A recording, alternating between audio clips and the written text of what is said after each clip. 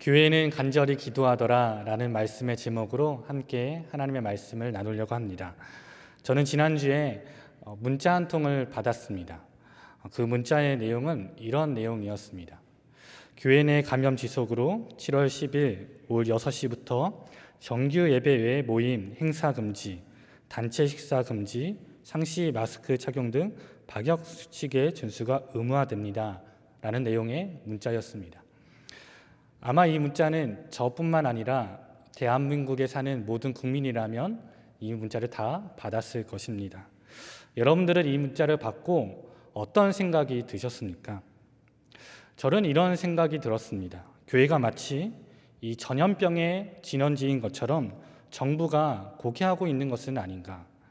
그리고 이것은 종교에 대한 차별, 교회에 대한 정부의 탄압이 아닌가라는 생각이 들었습니다. 사실 우리 교회는 이 춘천시로부터 방역수칙을 잘 준수하는 모범교회로 칭찬을 받았습니다.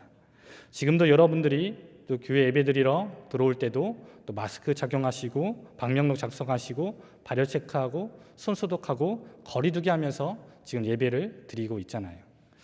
또 우리 교회뿐만 아니라 한국교회는 국가적인 위기가 있을 때마다 고통을 함께 분담하면서 사회의 빛과 수금의 역할을 주도적으로 감당해 왔습니다.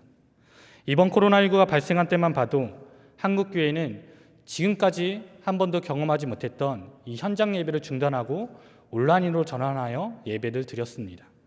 또한 지역사회와 함께 이 어려움을 함께 극복하기 위해서 몇몇 교회들은 마스크를 직접 제작을 하여서 지역 주민들에게 나눠주기도 하였고 의료봉사에 참여하기도 하였고 또한 성금도 마련하여서 모금하여서 전달해 주기도 하였습니다. 그러나 이러한 한국교회의 노력에도 불구하고 교회만큼은 소그룹 모임을 해서는 안 된다.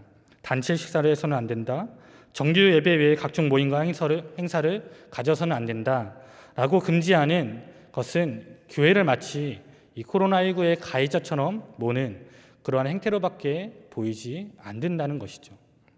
다른 일반 친목 모임들은 이제 주일날에도 목사님 말씀하셨듯이 카페에 가도 되지만 교회 이름으로 구역원들이 카페에 가는 것은 안 되고 불교와 천주교가 모임을 갖는 것은 되고 교회는 안 되고 구청이나 시청에서 단체 식사하는 것은 되고 교회에서 단체 식사하는 것은 안 되고 이렇게 교회만 금지시키는 것은 종교적인 차별이라는 것이죠.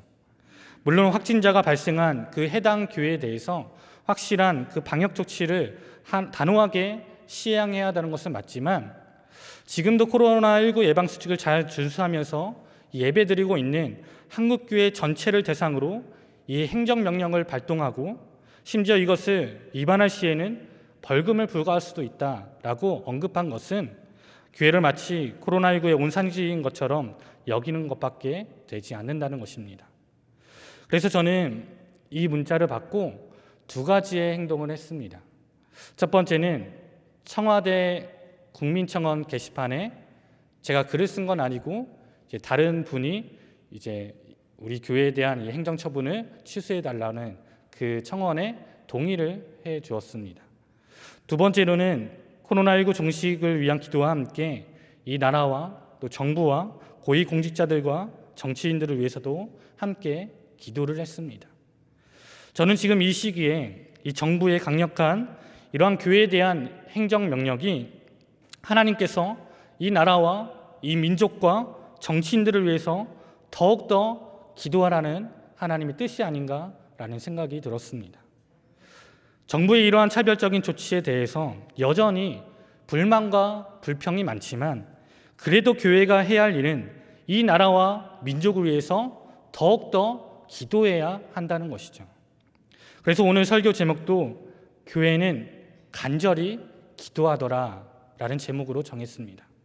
한번 따라해 볼까요? 교회는 간절히 기도하더라. 여러분, 교회가 기도할 때 이 세상이 변하게 되고 또 교회가 기도할 때 하나님의 역사가 나타나게 됨을 믿으시길 바랍니다. 사도행전을 보면 교회는 끊임없는 박해와 핍박을 받아왔습니다.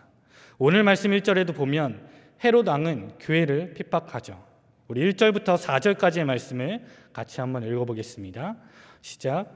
그때 헤롯 왕이 손을 들어 교회 중에서 몇 사람을 해하려 하여 요한의 형제 야고보를 칼로 죽이니 유대인들이 이 일을 기뻐하는 것을 보고 베드로도 잡으려 할세 때는 무교절 기간이라 잡음에 옥에 가두어 군인 내식인 내패에 맡겨 지키고 6월절 후에 백성 앞에 끌어내고자 하더라. 아멘. 1절 말씀을 보면 헤롯 왕이 손을 들어서 교회 중에서 몇 사람을 해하려 한다고 시작을 합니다. 여기 나오는 이 헤롯 왕, 이 사람이 누구냐면 헤롯 아그리파 1세를 말합니다. 성경에는 그냥 헤롯 왕이라고만 나와서 이 사람이 누군가 그냥 이 예수님 당시에 아기 예수님이 태어났을 당시에 존재했던 그 헤롯 왕인가 2살 이하의 아이들을 모조리 죽이라는 이 헤롯 왕이라고 우리는 생각할 수 있지만 그때의 헤롯 왕은 헤롯 대제라고 불리는 사람이고 여기 나오는 오늘 본문에 나오는 이 헤롯 왕은 이 헤롯 대제의 손자 헤롯 아그리파 1세를 말합니다. 그런데 이 헤롯 아그리파 1세가 무슨 일을 했냐면 2절 말씀에 요한의 형제 야고보를 칼로 죽였다라고 말합니다. 우리가 잘 아는 이 예수님의 제자인 야고보 사도를 죽인 것입니다. 왜 죽였을까요? 이 헤롯 아그리파 1세가 유대 지역을 다스리는 왕으로 왔을 때 유대 지도자들은 그를 별로 좋아하지 않았습니다. 왜냐하면 그는 100% 순수한 유대인의 혈통을 가진 자가 아니었기 때문이었습니다. 반은 유대인이고 반은 에돔 족속의 그런 혈통을 가진 다문화 사람이었기 때문이었습니다. 그래서 순수한 이 혈통주의를 자랑하는 유대인들은 100% 유대인이 아닌 이 반쪽짜리 유대인이었던 이 아그리파 1세가 자기들의 왕이 된 것에 대해서 불만이 많고 이 사람을 매우 싫어했습니다. 그래서 이 헤롯 아그리파 1세가 어떻게 하면 이 기득권층의 세력들의 마음을 내가 사로잡을 수 있을까라고 곰곰이 생각하다가 유대인들이 제일 싫어하는 이 예루살렘 교회를 내가 공격하면 되겠다라고 생각을 합니다. 그래서 그때부터 이 헤롯 아그리파 1세는 정치적인 목적으로 이 예루살렘 교회를 마구마구 핍박하기 시작했던 것입니다. 먼저 이 예루살렘 교회 사도 중에 한 사람이었던 야고보를 잡아다가 공개 처형을 하고 유대인들의 지지를 받았습니다. 3절 말씀을 보면 이렇게 나와 있죠.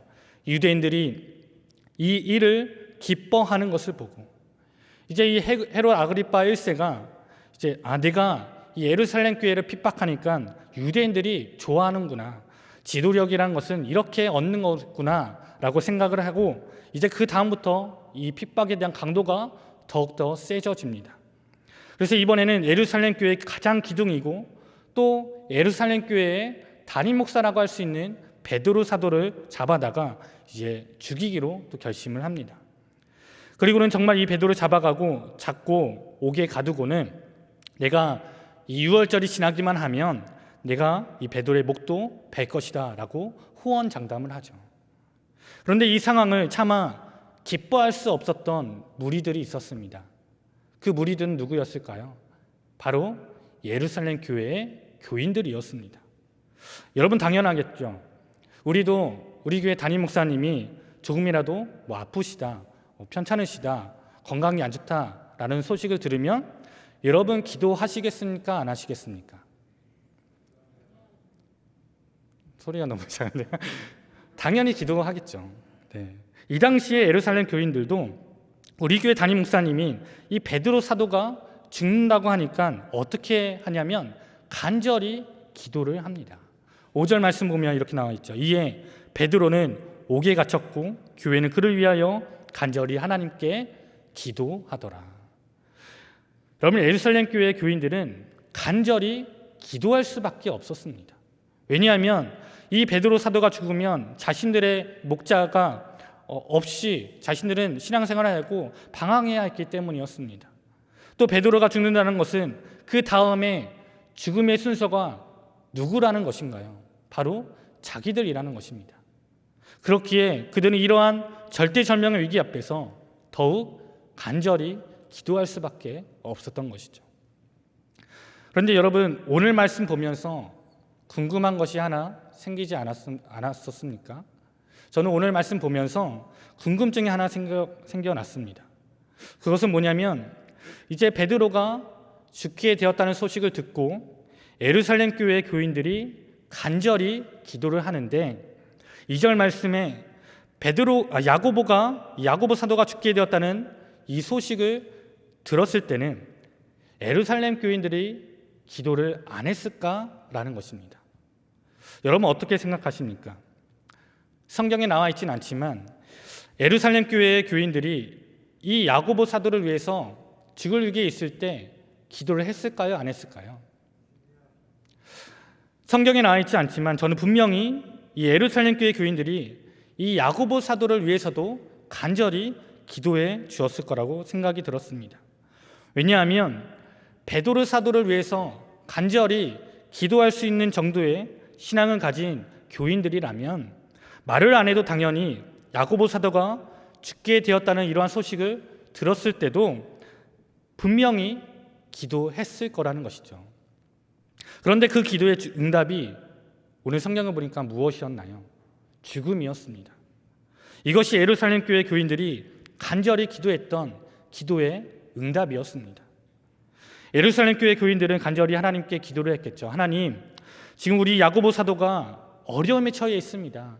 하나님께서 지켜주시고 또 도와주시고 하나님 기적을 일으켜달라고 간절하게 기도했을 것입니다.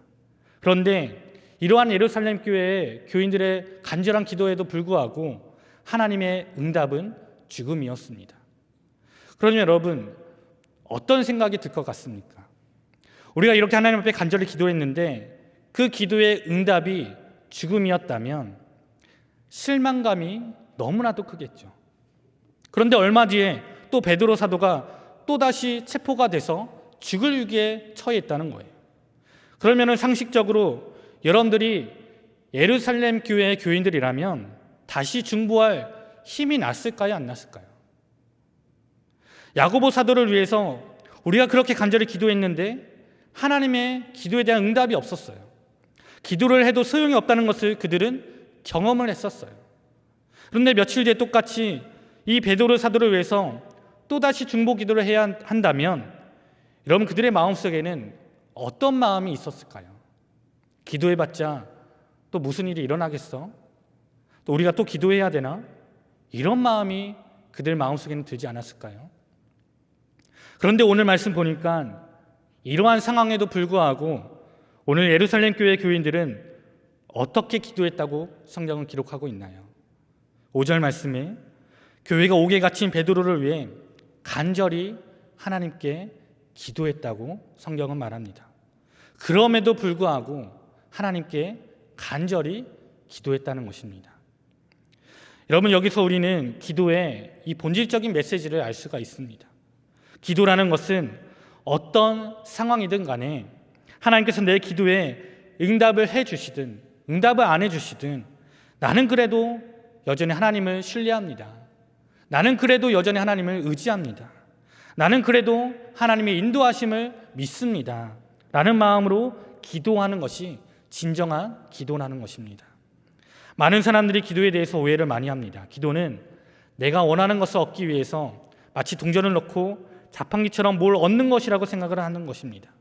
하나님, 제가 하나님께 이렇게 해드릴 테니까 하나님 제게 이렇게 해주세요 라고 하나님과 거래하는 것을 기도하라고 생각하는 사람들이 많다는 것입니다.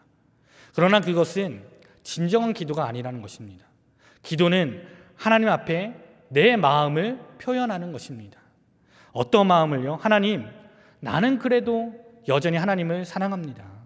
나는 그래도 여전히 하나님을 신뢰합니다. 어떤 상황이 내게 오더라도 나는 하나님을 의지합니다. 나에게는 주님밖에 없습니다.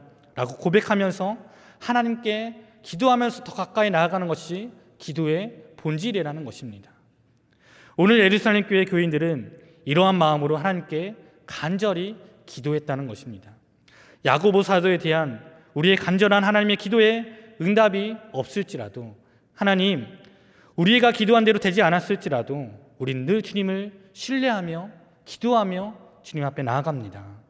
예루살렘 교회 교인들의 마음속에는 이러한 하나님께 대한 기도의 응답보다도 주님을 신뢰함이, 주님을 의지함이 그들의 마음 가운데는 먼저였다는 것입니다.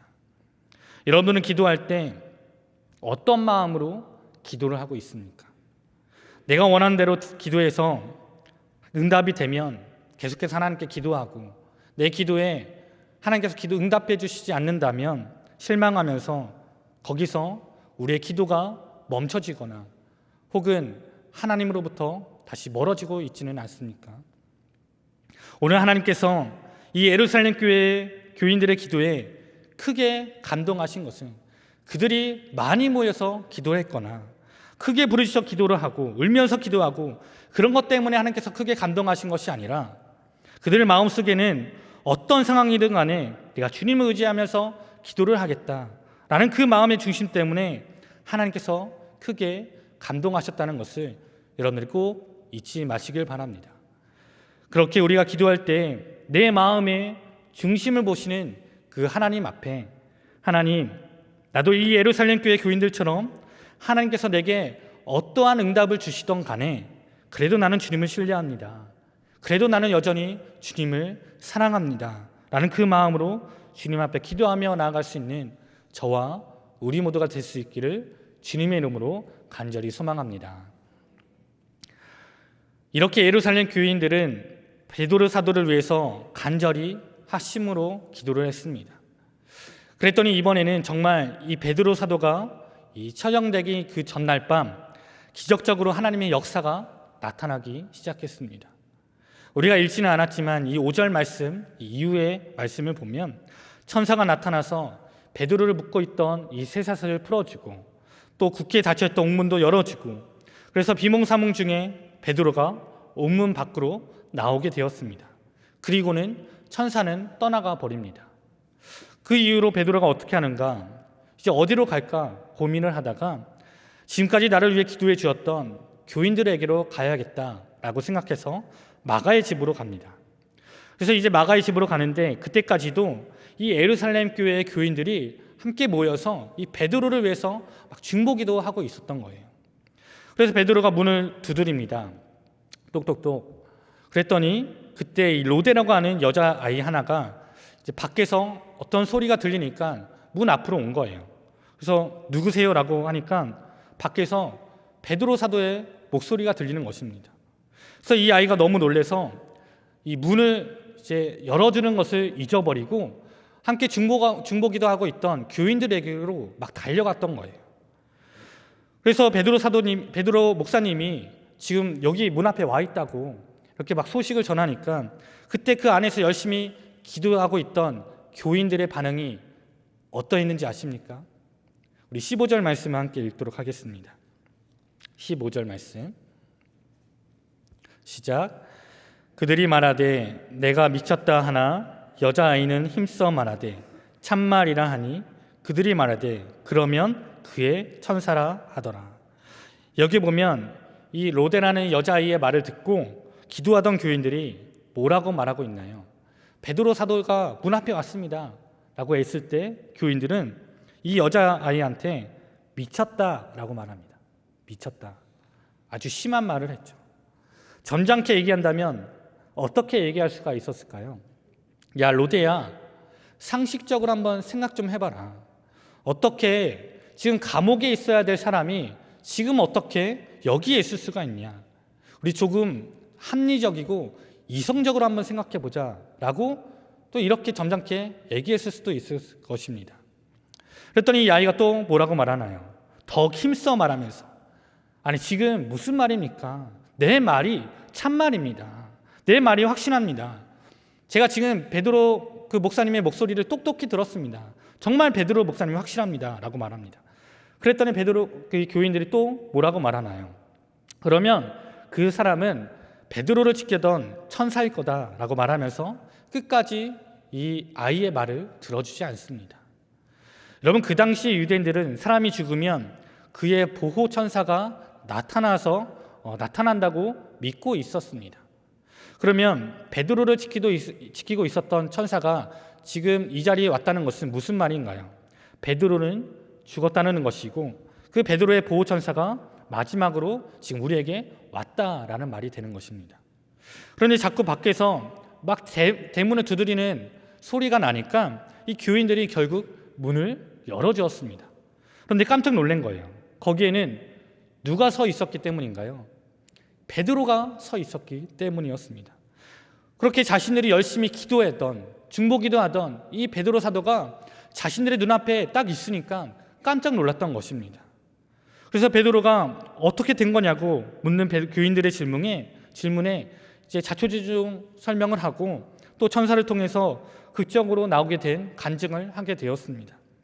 그리고 나서 이 모든 이야기를 다 전해들은 교인들이 그때서야 이제 하나님을 찬양하는 것과 동시에 자기들이 기도하면서도 하나님의 그 능력을 믿지 못했던 것을 부끄러워하죠. 여러분, 지금 이 마가의 집에서 베드로를 살려달라고 그렇게 열심히 기도하던 예루살렘 교회의 교인들의 모습이 혹시 나의 모습과 같아 보이지는 않으셨습니까?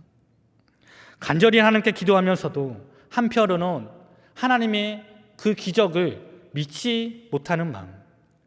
오늘 이 베드로를 위해서 열심히 기도했던 이 교인들의 마음속에는 열심히 하나님께 기도하면서도 한편으로는 정말 이 일이 일어나겠어? 정말 하나님의 역사가 일어나겠어? 라고 의심하는 마음도 한편으로는 있었다는 것입니다. 그래서 그들이 간절히 기도하면서도 로데아라는 아이가 이 베드로 목사님이 왔다는 얘기를 전해 들었을 때도 그들은 그 말을 믿지 못했던 것이죠. 그들은 하나님의 그 초월적인 응답을 기도한 것이 아니라 자기의 경험과 그 상식적인 범위 내에서 우리의 이성적으로 우리가 경험한 그 상식 범위 안에서 하나님께서 응답해 주실 거라고만 생각을 해왔던 것입니다. 여러분, 우리도 기도할 때 우리 입술로는 하나님의 행하심을 기대하지만 마음속으로는 정말 이게 되겠어? 라고 기도할 때가 얼마나 많이 있었습니까? 누군가가 시한부 판정을 받고 의사 선생님은 가망이 없다고 말하는데 그래도 이 병을 제발 치유해달라고 나에게 기도 부탁을 한다면 우리는 어쩔 수 없이 기도는 하겠지만 그 초월적으로 역사하시는 그 하나님을 믿지 못하고 그 의사 선생님의 가망 없다는 말만 듣고 내 상식적인 생각 안에서 하나님의 인도하심을 기다릴 때가 얼마나 많이 있었겠습니까? 그러나 여러분, 우리가 그러한 믿음 없는 생각이 들 때마다 그러한 정말 불가능한 기도 제목을 받을 때마다 하나님은 우리의 생각보다 우리의 경험보다 우리의 상식보다 훨씬 더 크신 분임을 믿고 믿음으로 선포하고 기도하며 나아가는 여러분들이 되길 간절히 소망합니다.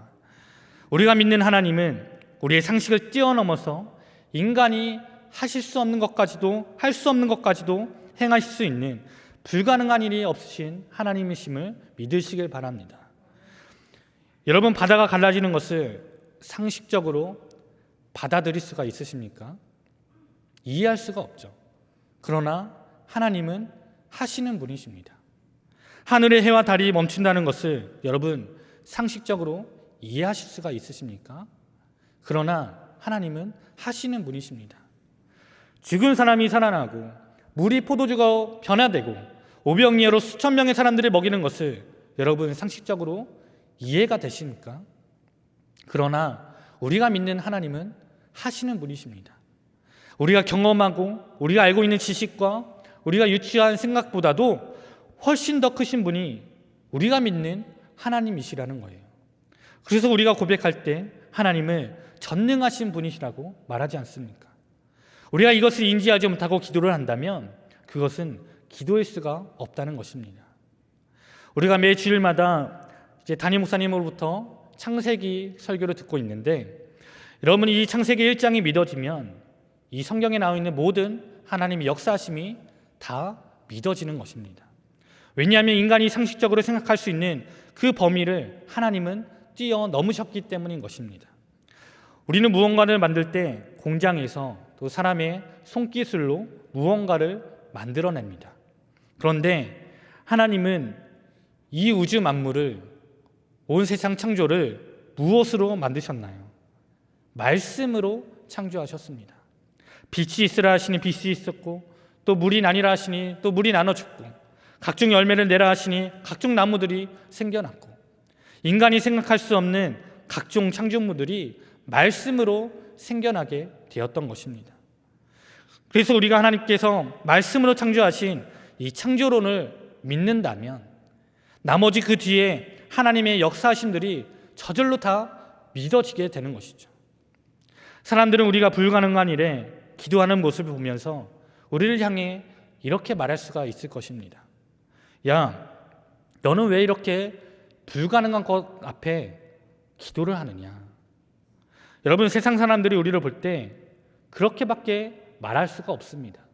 왜냐하면 그들은 인간적인 그 상식적인 수준 안에서만 생각하고 말하기 때문인 것입니다. 그러나 우리는 인간이 생각할 수 있는 것보다 훨씬 더 크게 역사하시는 그 하나님을 믿는 주의 자녀들이기 때문에 그 하나님을 믿고 우리 담대하게 기도를 할 수 있는 것이죠. 그렇게 여러분, 우리가 기도할 때 우리 인간의 생각으로 계산하며 기도하지 마시고 초월적인 하나님의 그 역사하심을 기대하며 기도하는 여러분들이 되기를 간절히 소망합니다. 그렇게 우리가 기도하며 나아간다면 하나님은 반드시 내 삶 가운데도 놀라운 일로 역사해 주시리라 믿습니다. 오늘 우리가 읽었던 이 사도행전 12장의 이야기는 헤롯이 교회를 핍박하고 베드로가 갇혀있던 그러한 우울한 설교로 말씀을 시작했습니다. 그러나 우리가 보는 이 사도행전 12장의 끝은 어떻게 끝나는지 아십니까? 우리 사도행전 12장 23절과 24절 말씀을 함께 읽도록 하겠습니다. 시작. 헤롯이 영광을 하나님께 돌리지 아니하므로 주의 사자가 곧 친히 벌레에게 먹혀 죽으니라. 하나님의 말씀은 흥왕하여 더하더라. 아멘. 멈추지 않을 것 같았던 이 헤롯 정권의 핍박은 예루살렘 교회 성도들의 간절한 그 기도로 인해서 베드로가 살아나고 주의 사자가 헤롯을 쳐서 헤롯이 죽고 교회가 하나님의 말씀으로 더욱더 흥왕하여 갔다라고 성경은 말합니다. 교회 안에 여러 가지 위기와 어려움들이 있었지만 교회가 간절히 기도하며 나아갔을 때 이 모든 어려움들을 기도로 극복하고 교회는 더욱더 흥왕하며 성장하며 나아갔다는 것이죠. 여러분, 기도는 교회가 당연히 해야 될 일인 것입니다. 이것이 교회가 존재하는 목적이자 이유인 것입니다. 요즘 코로나19로 인해서 정부의 교회에 대한 강력한 이러한 행정 조치들이 취해졌지만 그럼에도 불구하고 한국교회는 기도하는 것을 멈춰서는 안 될 것입니다. 많은 부분들을 금지시켰다고 내 개인적인 신앙까지도 우리는 멈춰서는 안 될 것입니다. 소모임을 금지하면 개인적으로라도 교회 와서 우리 함께 기도하고 주일 예배, 수요 예배, 새벽 예배 시간대마다 교회에 와서 간절히 기도하는 우리가 되어야 할 것입니다. 왜냐하면 교회는 기도하는 곳이기 때문인 것입니다. 마가복음 11장 17절 말씀에 주님은 교회에 대해서 이렇게 정의해 주십니다. 같이 한번 읽어보겠습니다. 시작.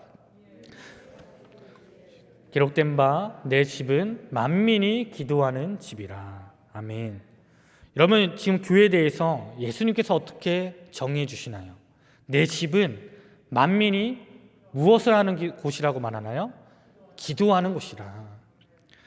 그래서 여러분, 교회는 어떠한 어려움과 위기가 오더라도 이 기도 소리가 끊이지 않아야 하고 찬송 소리가 끊이지 않아야 되고 그러한 곳이 바로 교회가 되어야 한다는 것입니다. 3355 모여서 우리가 기도를 할 수 없다면 개인적으로라도 와서 기도하고 이 나라 민족을 위해서 코로나19의 종식을 위해서 한국교회와 다음 세대를 위해서 우리는 더욱더 간절히 기도해야 할 것입니다. 교회가 기도할 때 하나님은 반드시 역사해 주실 것입니다. 교회가 기도할 때 하나님은 막혔던 옥문이 풀어지고 놀라운 일들을 일으켜 주시리라 믿습니다. 그렇게 바라기는 우리 교회 모든 성도님들이 이 코로나19의 어려움 때문에 내 신앙이 더욱더 위축되는 것이 아니라 이를 통해서 더욱더 하나님 앞에 나아가는 시간들이 많아지고 그래서 우리의 기도를 통해서 놀라운 하나님의 역사하심을 경험하며 나아갈 수 있는 저와 우리 모두가 될 수 있기를 주님의 이름으로 간절히 소망합니다.